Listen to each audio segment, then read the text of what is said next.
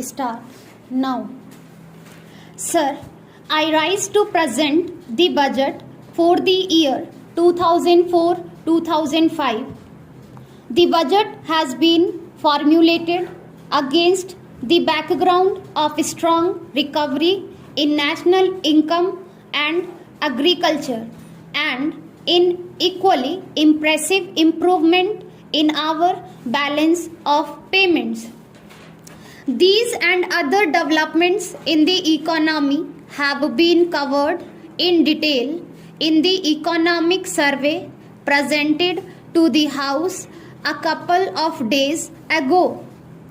I shall therefore be brief in reviewing the current economic situation.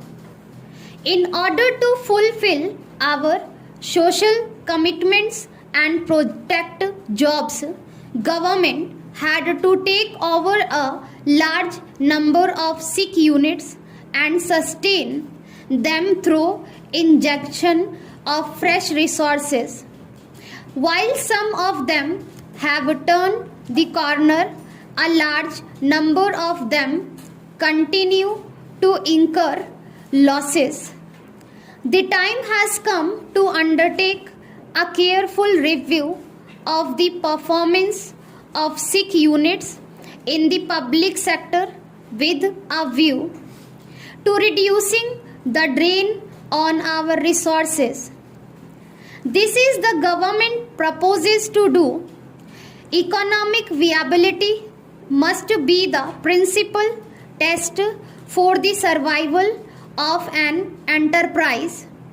Honorable members will recall that when our government took office in January 2000, an important task before us was to revitalize the planning process and to give a new thrust to the programs of development. I am happy to say that in the last 4 years we have been able to achieve an unprecedented increase in the tempo of public investment. Within this aggregate, plans of individual states show a varied picture. Some states have managed their finances well. They have been able to raise additional resources and effectively utilize these to implement adequately sized plans providing development and growth to their people. Unfortunately, some states, for reasons of their own, have used their resources for various other purposes. They have not invested their resources, including additional resources mobilized for development, and have also resorted to large overdrafts on the RBI. Unfortunately, despite these measures, some states continued to rely heavily on overdrafts even after March 2002. Their proposed deficits at the end of March 2004 would have harshly affected the size of their plans if these deficits were adjusted against next year's plan. As per normal practice, in considering the ways of overcoming this problem, I have found myself in a predicament. On the one hand, no finance minister of the country can remain unconcerned about the size of a state's plan.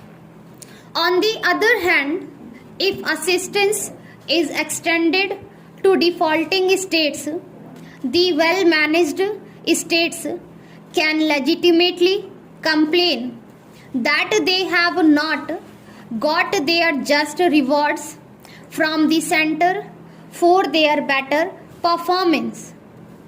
For those states which have managed their finances well, I am working out a suitable scheme to provide some additional assistance to them in 2004 to 5. This is only just and appropriate. Mr. Speaker, sir, I am sure that the House will agree with me that despite severe resources constraints of its own, the central government has done the maximum that it can to solve the state's problems. The rest, however, is up to them. In the last 4 years, the present government introduced a number of schemes for the benefit of the weaker sections of the society, particularly in the rural areas. These include the Integrated Rural Development Program, the National Rural Employment Program, and the 2 new programs announced by the Prime Minister on 15th August 2003, namely the Rural Landless Employment Guarantee Program and the scheme for providing self-employment opportunities to the educated unemployed.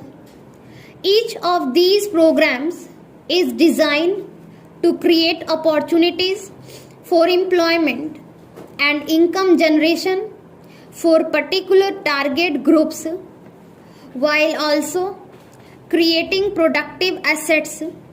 Finally, I should mention that the incentives schemes for better performance in selected areas initiated in 2003 to 4 will continue in 2004 to 5 also. As the House is aware, these schemes are designed to improve the functioning of the electricity boards and provide further impetus to the programs for small and marginal farmers, rural water supply schemes, environmental improvement in urban slums, construction of field channels in command area development projects, and adult education for women and elementary education for girls. A lump sum provision of rupees 200 crore is being made for this purpose, lest the honorable members take me to be a magician who can do so much with so little. I hasten to clarify that the incentives scheme is designed to provide additional resources linked to performance for specified schemes. There are, of course, also separate substantial allocations for each of these schemes. I have only briefly touched upon the main priorities and objectives of the annual plan for 2004 to 5. In order to provide the maximum possible outlay for the 10th 5-year plan, I have taken special care to ensure that non-plan expenditure is kept at the minimum. However, certain increases in this expenditure are necessary and unavoidable.